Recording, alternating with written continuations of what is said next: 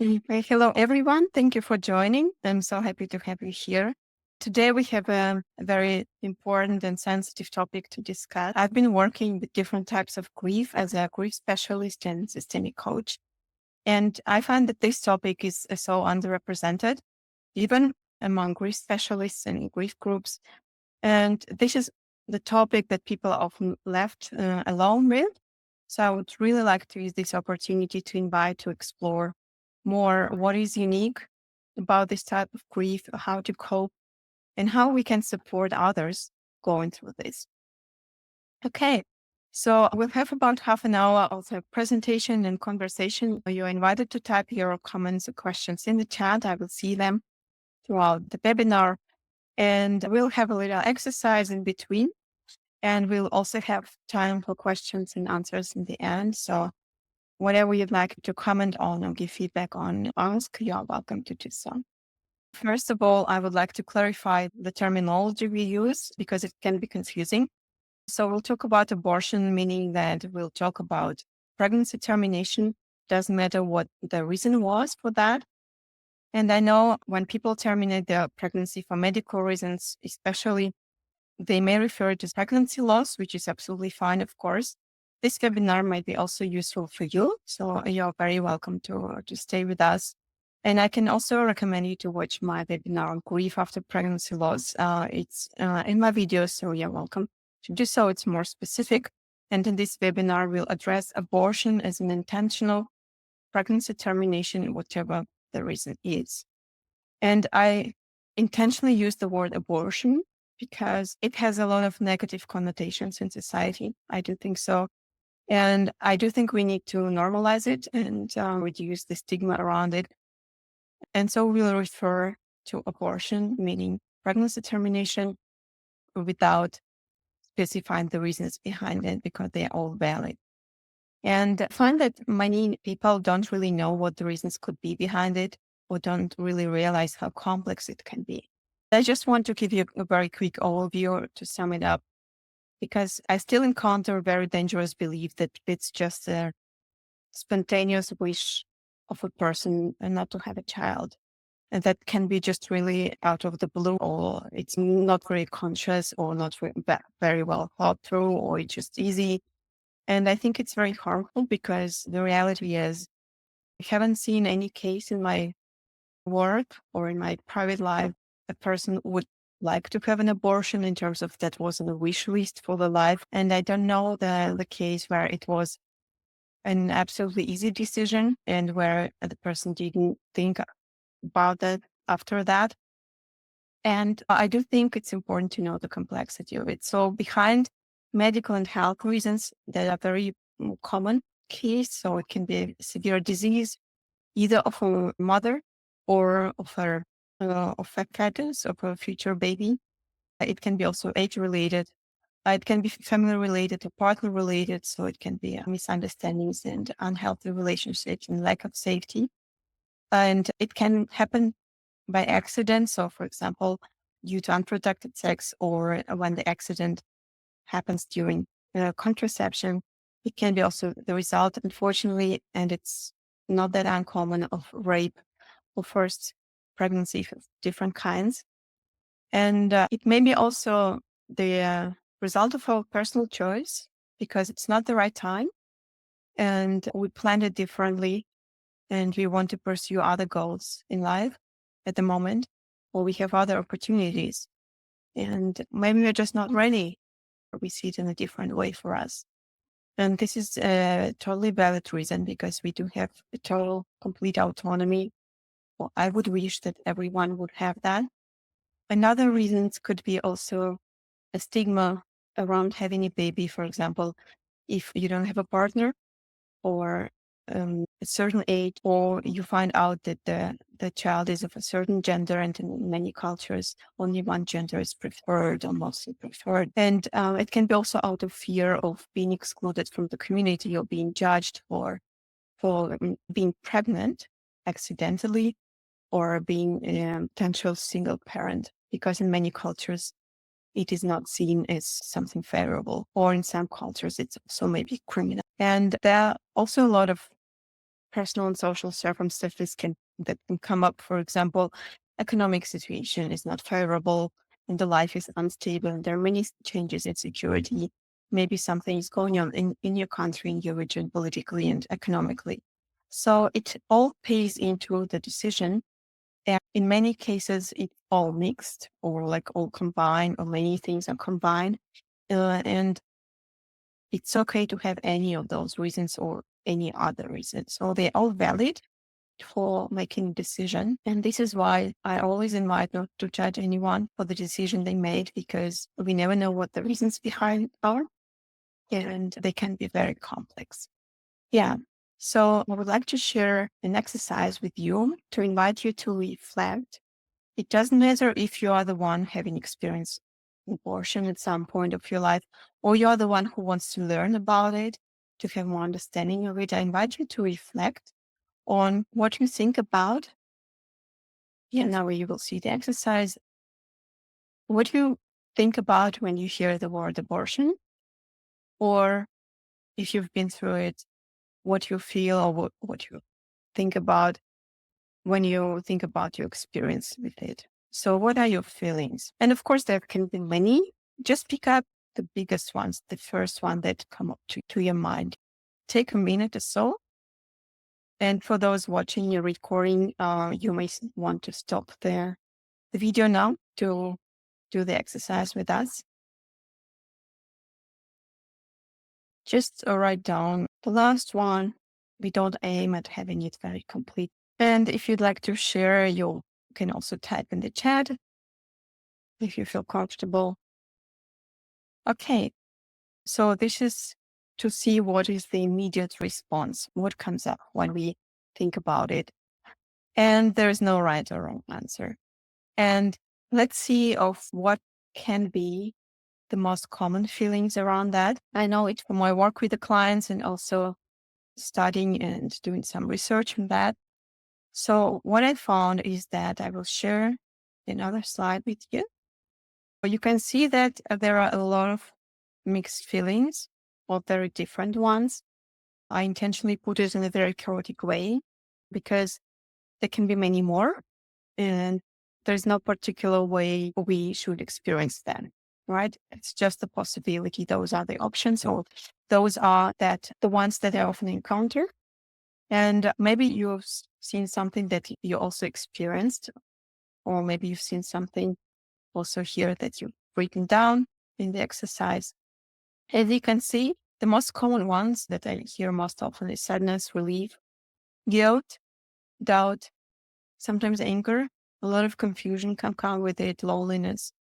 And they're all valid. So some of them, maybe we will judge ourselves for that. For example, relief, because why? Or gratitude or empathy. And some of them we wouldn't expect, anger or anxiety or any others. So it can be very complex. And the truth is that they are all fine. They're all valid. So whatever comes up, it's totally fine. And also another truth is that sometimes after an abortion event itself, we might not experience a lot of it or experience something different. But during our life, we can go back to the thoughts and we can develop more feelings about that, because maybe we'll think, what if I wouldn't have done this? Or even if you don't think like that, maybe you're still trying to somehow process it, and the feelings will come up, especially on certain dates, for example, that would have been like 5 years already, or they would have been like this and that, or different stories that we can tell ourselves. Experience of abortion is pretty unique because we all have what is called a reproductive story we have in our minds. And that means from the society, from our upbringing, we do have expectations, most of us, how our life would be in terms of a normal family looks like this, or I would like to have children because, or the children will be like this and that, or I will get pregnant and then I will have a baby and that's how the life is. So we'll get the stories pretty early, the narratives. And so I doubt that anyone has abortion in their story from early on. So that's how they imagine it to be. And so when abortion comes mostly unexpectedly in our life, it disrupts this image of how I want it to be, how I would like it to be. And of course, it brings a lot of sadness with that as well. So it's not the story I wished for me. And it can bring sometimes anger and resentment towards the circumstances or the person who was also involved. It can be sadness of having to let go of certain beliefs or dreams or plans.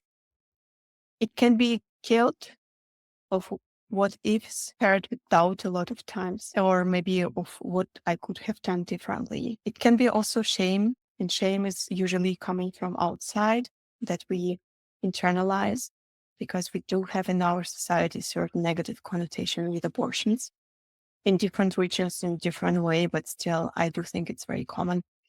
We can feel really lonely because being isolated with this topic, and it's not something we would openly share with everyone. So but at the same time, I encountered also the gratitude because in some parts of the world, we do have autonomy of our body and we do have the chance to plan our reproductive life. So it can be gratitude also to have this chance. And it can be also empathy for others who've been through that or for any other choices that people made. Yeah. So I also encounter a lot of changing either identity. So again, because this reproductive story changes. I wished I would be a mom of 3 kids, and now I cannot. And I don't know if I would have because the life goes in a different way, or like physically, I cannot anymore, whatever it is. So who am I if I've done this? Or who am I if I cannot do this and that? It can be also mistrust or a lot of change in the perception of our body. It can be very different, yeah, for different people. So it's all valid. And what is important to know here that the common misconception is that abortion is your choice or was your choice. It means you will not grieve. And this, I think, it's very harmful because choices can be very, very complex. And even if it was easy, which is also absolutely fine, it does mean we shouldn't have feelings around that. And these phrases I encounter often. Why should he or she grieve? Which was the choice. It is a devalidation of the process. So I want to say you it's all valid, and you can also have very contradictory feelings. For example, it can be a relief because relief usually shows it was complex decision or for the intense or the life phase was too much. And I'm relieved because the decision has been done. And it can come also together with sadness because it wasn't easy and I have to let go of certain things. And another misconception is you cannot really talk about it openly because it was your decision. So it means you are totally fine with that decision and you totally are in peace with that. So it's kind of the society tries to cover it up or whoever is around us, sometimes ourselves as well. So it's pushed away. The reality is it's also can be a process that can resurface over our life. And it's important to take time for it, especially when it comes to these reproductive stories that we have, to create a new narrative, to create a new story, and to integrate this experience of abortion is this story. So I would like to ask you if you have any questions about any of these feelings, or maybe you have completely different ones, or you want to know why is this feeling is here written, why it looks weird. So anything that is on your mind, please let me know in the comment and we'll go further. Okay.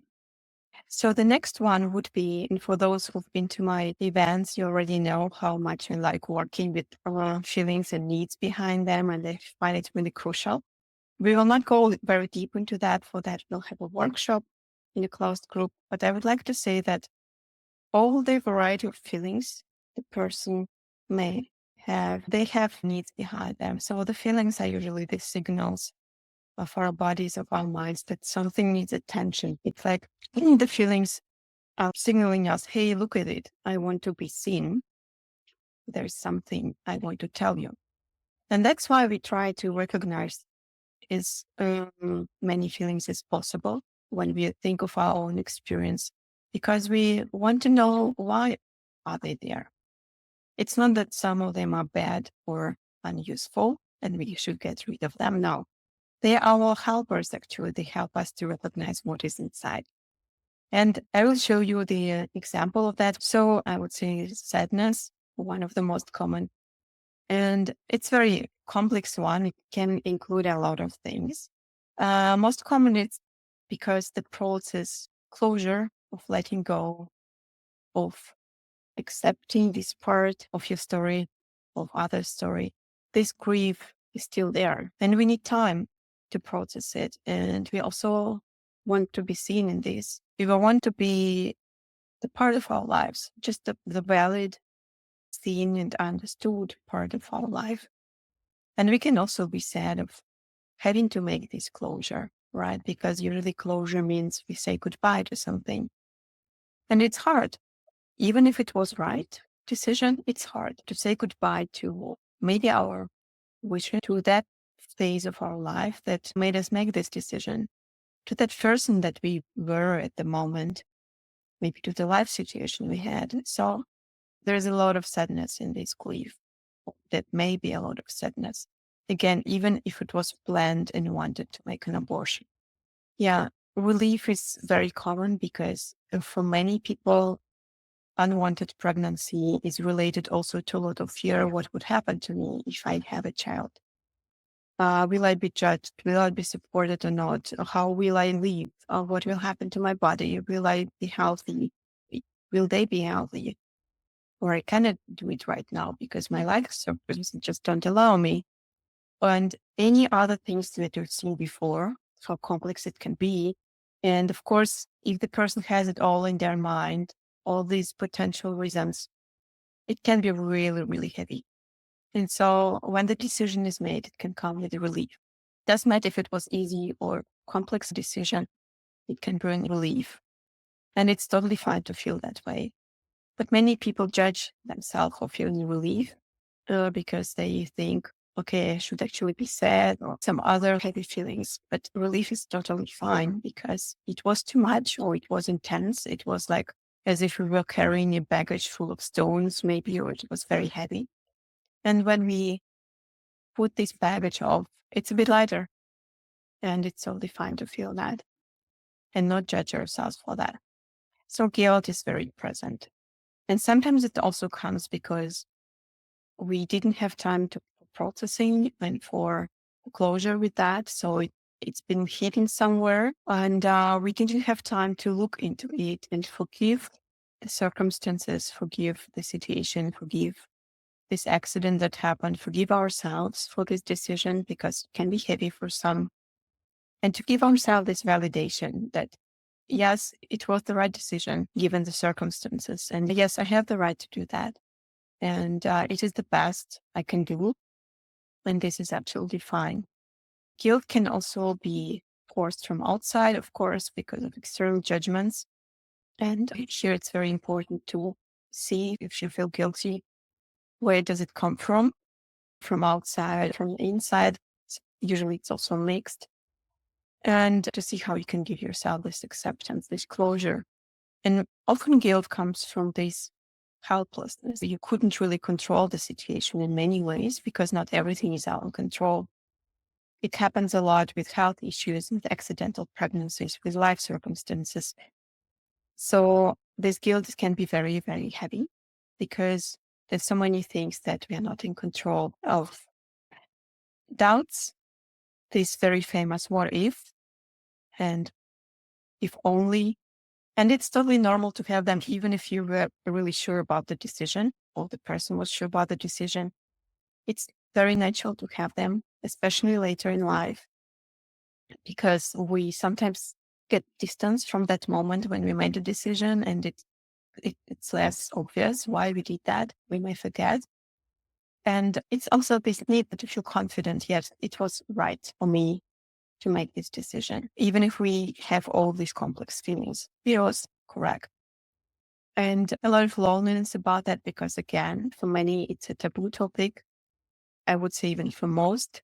And many feel isolated with that. And we need connection, we need understanding, and again, reassurance and empathy. And they should come before judgment, right? This understanding, yeah, it may happen. And yes, we have the right to do so.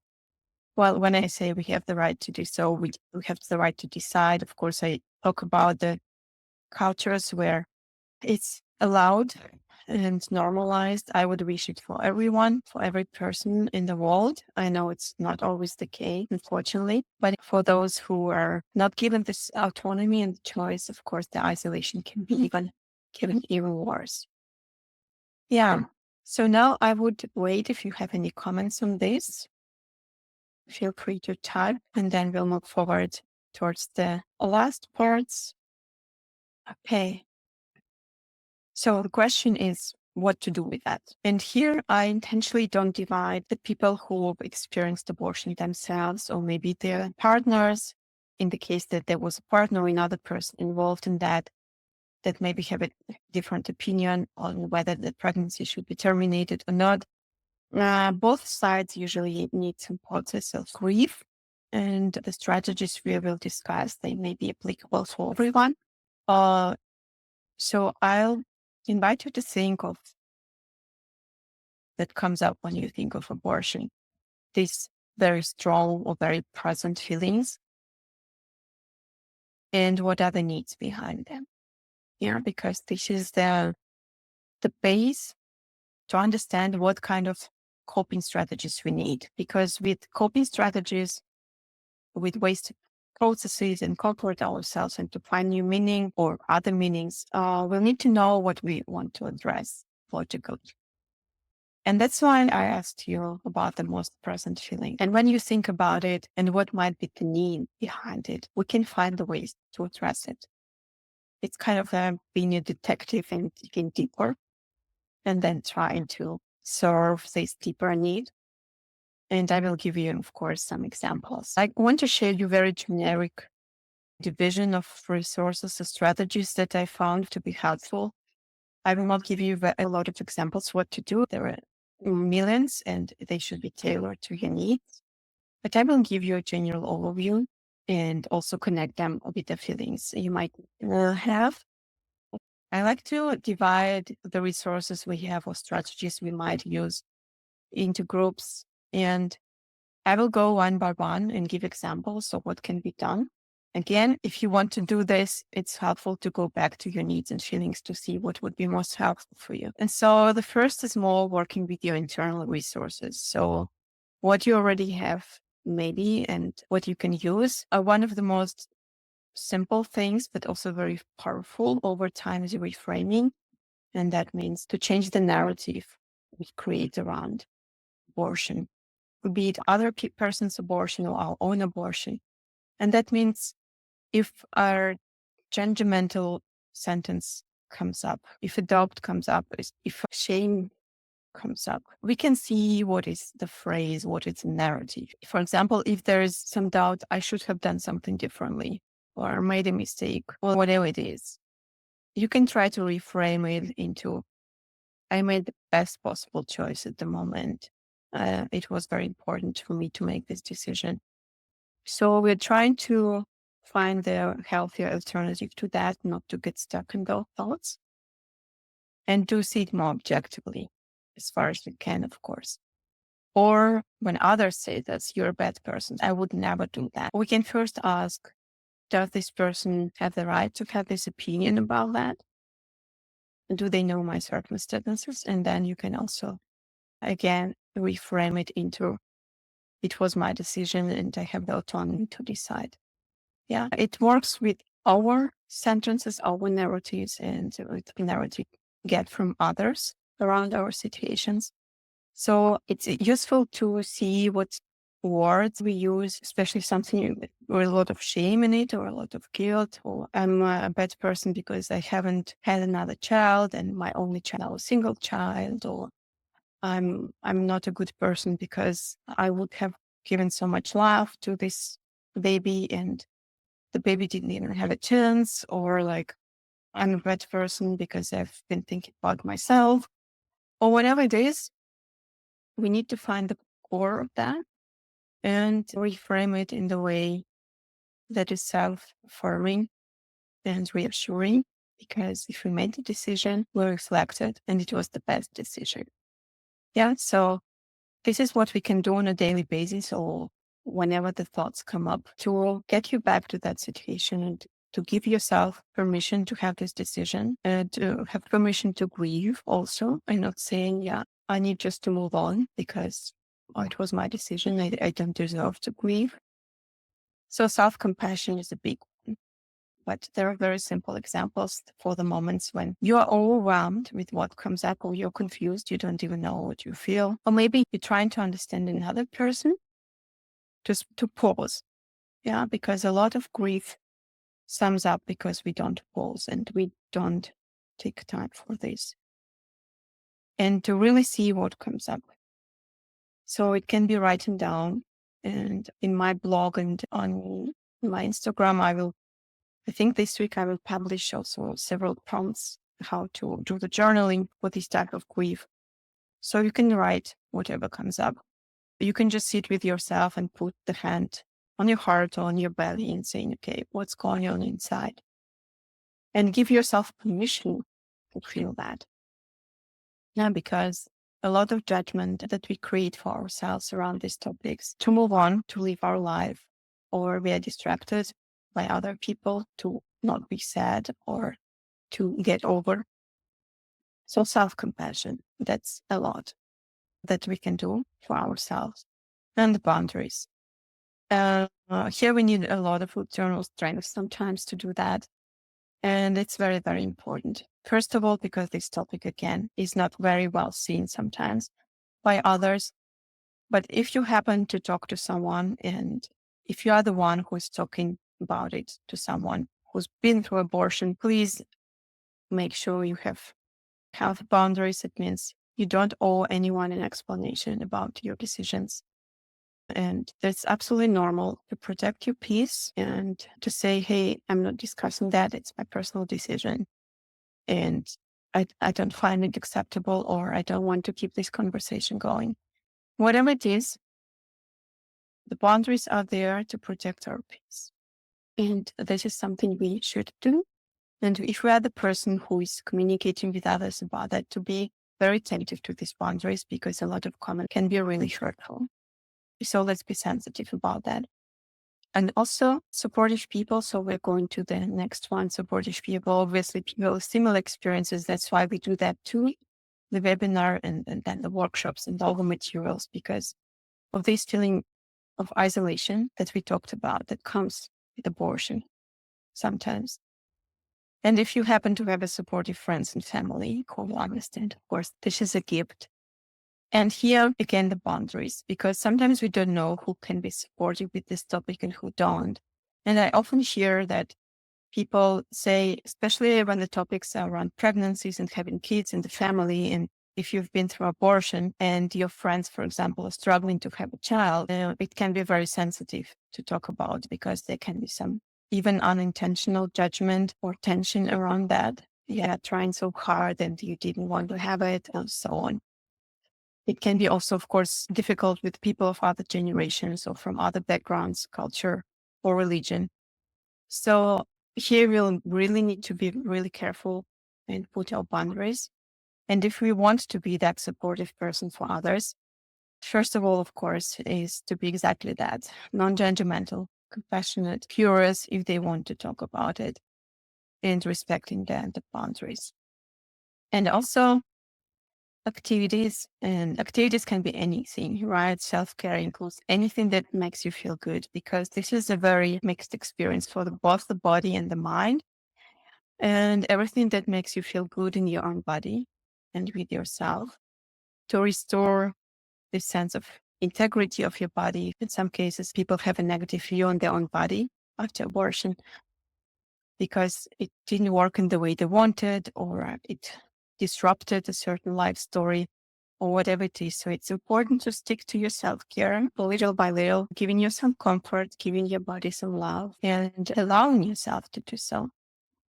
And the rituals. This is my favorite topic ever. And I find it really, really powerful. So depending on the needs that you found out you have, the deepest, the most present needs, you can think of the rituals that might be helpful. And I give you a few examples. For example, if your need is for closure, to see the story, accept it, and integrate it into your life story, give it space consciously, but saying, hey, that was it, and it's okay.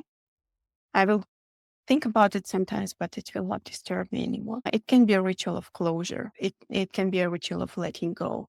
And the most popular or the most known rituals, most simple ones are like writing a letter, writing anything that comes up to your mind and burn it or to bury it somewhere. And it can be also anything that you can throw, for example, several stones that you can carry and give this meaning to them that you let go of something that was stored inside, and then you can throw it either in the forest somewhere in the park or maybe in water, even better, whatever you have available. It can be also rituals with candles. When you imagine that your thoughts, your feelings, anything that is stored inside is going up with the flame. So there can be a lot of rituals around letting go. So you can think what would help you and try it out. And if you feel the need is more for connection because you feel isolated in your feelings and you want to be comforted and understood, this sense like I want actually to connect with this experience or to connect with others. So if you do it alone, it can be maybe planting a tree or a smaller plant to have something visible to honor this experience because it is important experience for many. Maybe participating in certain events when you can connect to other people and maybe do some charity around it. Maybe to help another person that is currently going through this situation and needs some help with emotional or practical and connect so that to your own experience. Yes, expressive arts, any art of movement, painting, drawing, anything that helps you to connect with your feelings that also might be really helpful.